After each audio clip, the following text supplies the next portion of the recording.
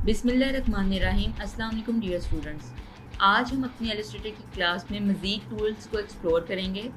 जो last time हमने tool explore किया था टाइप टूल था, हमने टाइप टूल के बारे में पढ़ा था, जिसमें काफ़ी ज़्यादा जो है डीपली आपको बताया गया था कि आपने टाइप टूल किस तरह यूज़ करना और आप उसको कैसे यूज़ कर सकते हैं। आपकी प्रैक्टिस ज़्यादा से ज़्यादा होनी चाहिए अपने डिज़ाइन के हवाले से, आपकी फ़ॉन्ट के हवाले से, टाइप फेसेस के हवाले से, सबके हवाले से। अब हम टाइप टूल के बाद जो टूल एक्सप्लोर करने जा रहे हैं वो है रोटेट टूल। ठीक है, अगर मैं इसको राइट क्लिक करूँगी तो हमारे पास इसमें फर्दर टूल्स जो हैं वो दिए हुए हैं, जिसमें स्केल टूल है, रिफ्लेक्ट टूल है और शेयर टूल है। ठीक है, रोटेट टूल को पढ़ने से पहले मैं यहाँ पे एक जो है वो शेप बनाऊँगी। यहाँ पे मैंने रेक्टेंगुलर शेप को सिलेक्ट किया और इसके मैंने फिल कर दिया, ब्लैक ही कलर फिल कर दिया और इसमें मैंने यहाँ पे एक रेक्टेंगुलर बना दिया। ठीक है, ये आपके पास एक रेक्टेंगुलर शेप का आ गया। अब आप सिलेक्शन टूल से इसको सिलेक्ट करके जैसे मर्ज़ी रोटेट कर सकते हैं, जिस तरह चाहे मर्ज़ी रोटेट कर सकते हैं। तो फिर हमें स्पेसिफिकली रोटेट टूल की क्या ज़रूरत पड़ी, जिसकी शॉर्टकट की है आर। ठीक है, अब आपने देखा जैसे मैंने इसको क्लिक किया, ठीक है, तो मेरे पास यहाँ पे सेंटर में एक शेप जो है वो सेंटर पे रोटेट टूल की जो है वो टूल आ गया। ठीक है, अब मैं जैसे जैसे इसको रोटेट कर रही हूँ तो ये रोटेट हो रहा है और बिल्कुल सेंटरी रोटेट हो रहा है। ठीक है, बेशक मैं अपना जो कर्सर है वो यहाँ जहाँ मर्जी जहाँ पे रखूँगी वो वैसे ही रोटेट होगा। ठीक है, अब इसी तरह अगर मैं इसको यहाँ पे लेके आती हूँ और अब इस शेप को रोटेट करती हूँ तो ये उस कॉर्नर के साथ रोटेट हो रहा है जहाँ पे मैंने उस रोटेट टूल का जो है वो टूल पड़ा हुआ है। ठीक है, अगर इसी रोटेट टूल को मैं जो सामने नीचे ले आती हूँ, ठीक है, और अब मैं इसको रोटेट करती हूँ तो ये आप देख सकते हैं कि ये उसी डिमेंशन में रोटेट हो रहा है। तो ये एक स्पेसिफिकली जो रोटेट टूल दिया गया डबल इलस्ट्रेटर में उसके ज़रिए हम ऐसे काम कर सकते हैं। ठीक है, इसके बाद जो हमारे पास एक टूल है, स्केल टूल है, जिसकी शॉर्टकट की है हमारे पास एस। ठीक है, यहाँ पे हमने जब स्केल टूल रखा तो ये हमारे पास ऐसे स्केल हो रहा है, फ्रीली स्केल हो रहा है, जिस तरह चाहे मर्जी उस हिसाब से। देखिए जहाँ पे रखा हुआ है वहाँ से। ठीक है, अब इसी को मैं यहाँ पे ले जाती हूँ तो ये उसी पोजीशन पे जहाँ पे आपने जो है स्केल टूल का टूल रखा होगा वैसे ही उसके साथ रीसाइज हो रहा है। ठीक है, स्केल अप स्केल डाउन और स्केल अप हो रहा है। ठीक है, ये जो है कुछ स्केल टूल को एक्सप्लोर इस तरह कर सकते हैं हम लोग। ठीक है, इसके बाद हमारे पास आ जाता है रिफ्लेक्ट टूल। अब रिफ्लेक्ट टूल से हम क्या कर सकते हैं, मैं यहाँ पे पेन टूल की मदद से शेप बना रही हूँ। ठीक है,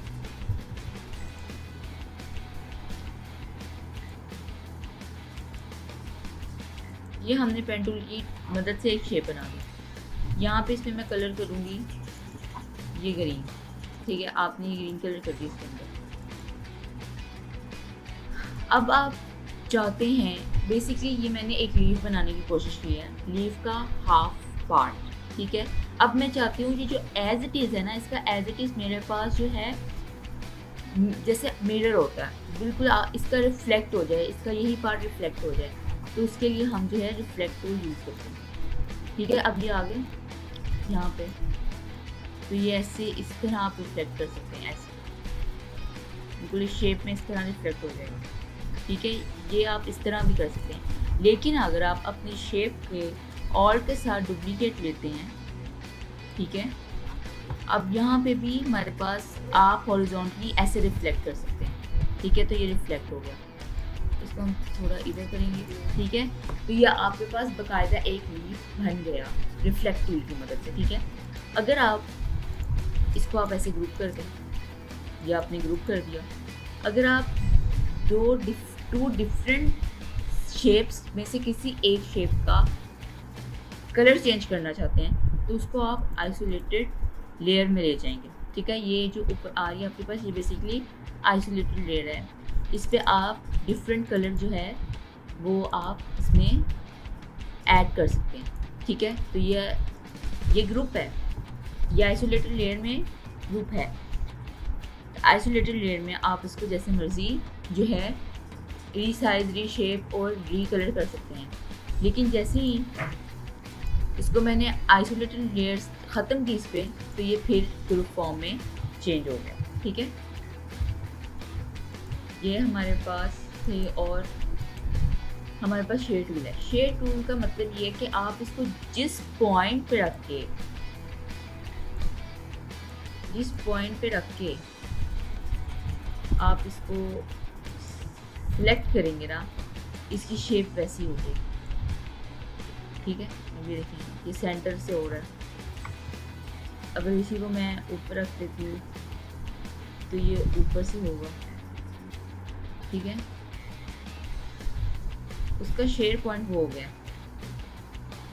ठीक है, तो ये कुछ टूल्स थे जिनको आज हमने एक्सप्लोर किया। ठीक है, रोटेट टूल के बारे में आपको पता चल गया होगा, स्केल टूल के बारे में, रिफ्लेक्ट टूल के बारे में और शेड टूल के बारे में।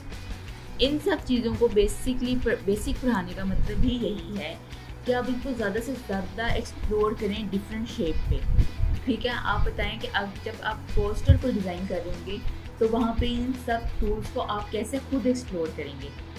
आज की असाइनमेंट में मैं आपको डिफरेंट शेप बनाने का टारगेट देगी, जिसमें सिंपली आपने मुझे बताना है कि आपने उसमें रोटेट टूल कैसे यूज़ किया, स्केल टूल यूज़ करके कितनी चीज़ों को रीसाइज, रीस्केल किया, रिफ्लेक्ट टूल की मदद से कौन सी ऐसी जो है वो शेप बनाई जिसको आपने रिफ्लेक्ट किया, शेड टूल की मदद से भी आप कैसे आप सब कुछ कर सकते हैं।